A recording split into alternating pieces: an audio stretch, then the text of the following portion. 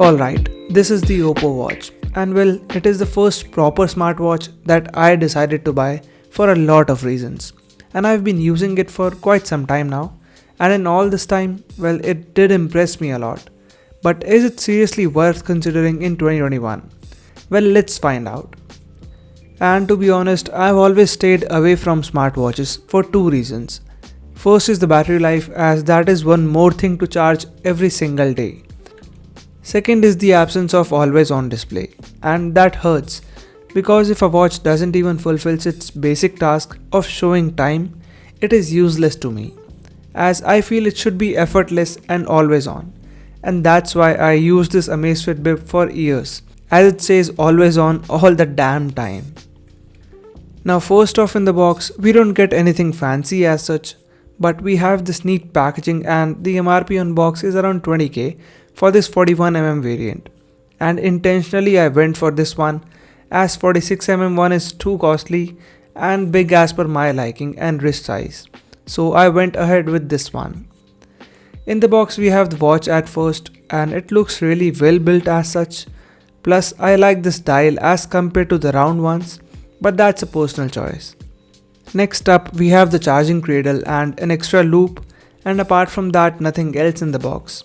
No charging brick or something, oh, and yeah, there is some paperwork too.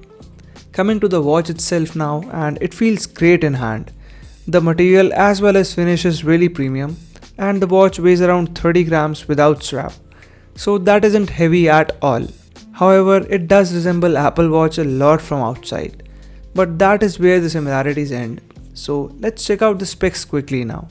So this Oppo watch has a 1.9-inch AMOLED display, and only the 46mm variant has that curved display that looks more premium as such. And the display overall looks really nice and has good sharpness, and viewing angles are good too.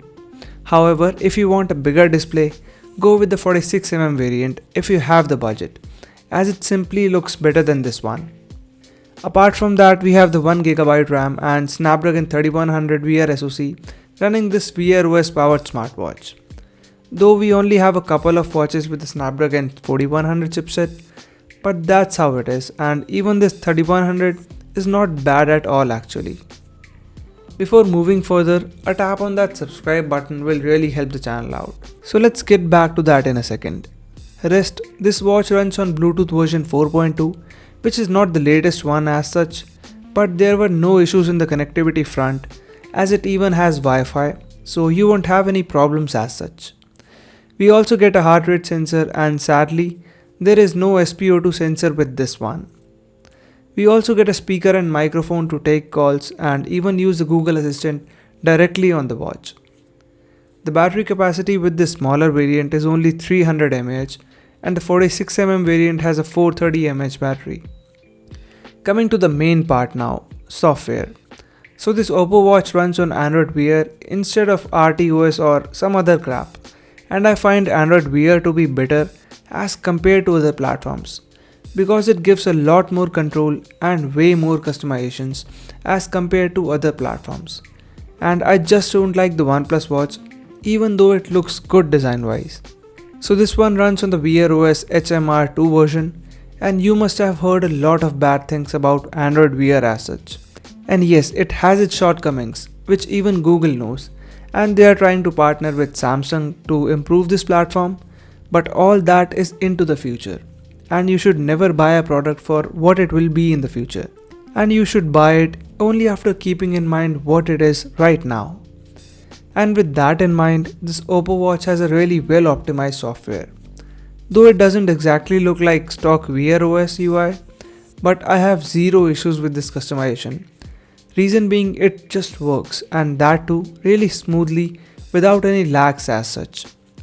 The switching through applications, menus and all the animations look really well optimized, which isn't something you see on most smartwatches. So the software is really well optimized on this watch, and that 1GB of RAM surely helps in managing everything really nicely. We also get two buttons to control the watch, and navigating through the menus is also easy as such. And because it has Android Wear, we get access to Google Play Store on the watch itself, and it has quite a few of watch faces from Oppo, as well as hundreds of watch faces through apps like Facer. So there won't be lack of watch faces or applications as Play Store is there to give almost anything you need. Plus it has most of the useful applications inbuilt and that makes it really handy. Talking about the health and activity tracking, well, it has quite a few of sensors and even GPS and Wi-Fi, which keeps it more of a device independent watch. But the activity tracking and workout modes aren't actually that much, which is something weird. So you get some walking and running modes along with the cycling mode and swimming mode too is there. As this is a 3 ATM waterproof watch and hey, that Hate app is something I just don't like. You also get 5-minute workouts that are well explained with short videos you can say. And I like those a lot as the watch reminds me to move every 1 hour or so. And it even recommends some stretching exercises and motivates me to do so. But the overall workout modes are something I feel should have been better and more workout modes could have been added as such at this price point. About the sleep tracking and heart rate sensor, well, both of those are fairly accurate and I compared it with Amazfit Bip and OnePlus Band and they were close as such. Now talking about the battery life on this 41mm variant, and that is something really complicated and might vary for all. Though I could easily manage around 1.5 to 2 days with some notifications set to always on and AOD also set to always on. And that might not be the best you have seen, but it all depends on your usage. If you use Wi-Fi and Bluetooth along with the notifications enabled all the time, you can kill it in half a day or so. But since I don't need those every time, I enable them whenever required. In the battery saving mode, you can manage way more battery life if you want the basic functionality only. So switch over to that and it gives around 3% overnight drain. But as far as the battery life is concerned, it is at par with the competition. Though I do hope they optimize Android Wear even more in future. And if you want a bigger battery, the 46mm variant is the one to pick. So if you are someone who is going to use it like 24/7, believe me, you can kill any smartwatch in a day. And it's all about the usage pattern that you have. But I do believe that a bigger battery should have been there on this watch, so that it can last at least 2 easy days and the 46mm variant will fulfill your expectations. Or else you can consider other RTOS based watches from Amazfit, as I don't feel like spending more than that on a dumb watch to be honest. Now about some smaller things like connectivity. Well, the watch stays connected to the device without any issues, and you also get 8GB of onboard storage, out of which close to 4 is usable, which is enough to store your music and applications. There is no Google Pay support as of now, which is a bummer as it has NFC support and that would have helped a lot in this COVID era. About the microphone and speaker quality, well, you can dial and take calls using the watch itself, using the Bluetooth connection with the device. And while the call quality isn't amazing, well, it's fine as such. Something similar for the speakers as well, and that is not loud and won't be enough to take calls outside. But it is usable just in case you are someone who wishes to use this feature. But don't expect a good output as such.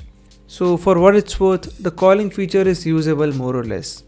The Wi-Fi also works fine without any issues, and the watch runs on latest Wear OS version, which is good. Also note that you should update the watch as soon as you take it out of the box, as that fixes some of those annoying issues with Google Assistant, and even the battery life is improved after the update. Also, things like Google Assistant work fine like 80% of the time as such, but it does not respond at all sometimes, which can be seen on all watches, and I do hope Google is working to fix those issues really soon. So to sum up, should you buy this 41mm version of Oppo Watch in 2021? Well, if you are looking for a watch under 15,000 rupees, you don't see a lot of options with Android Wear as such. That ticks most of the check boxes. And I prefer this watch over OnePlus Watch or even other RTOS based watches, namely because of the OS, the features available, the smooth UI it has, and the great comfort it provides on my wrist. However, if I list some cons, well, the battery life is good but not great like other RTOS based watches. So if that is your number one priority, skip this one or go with 46mm one. And if you need sheer amount of workout modes, then just have a precise look as it has only the essential modes, but nothing like the cricket mode and stuff, and the other features that we usually see nowadays. So since I don't need all of that, it is fine for me. Lastly, I feel that the SpO2 sensor should have been there on this one, and it would have made this watch an all-rounder in this price segment.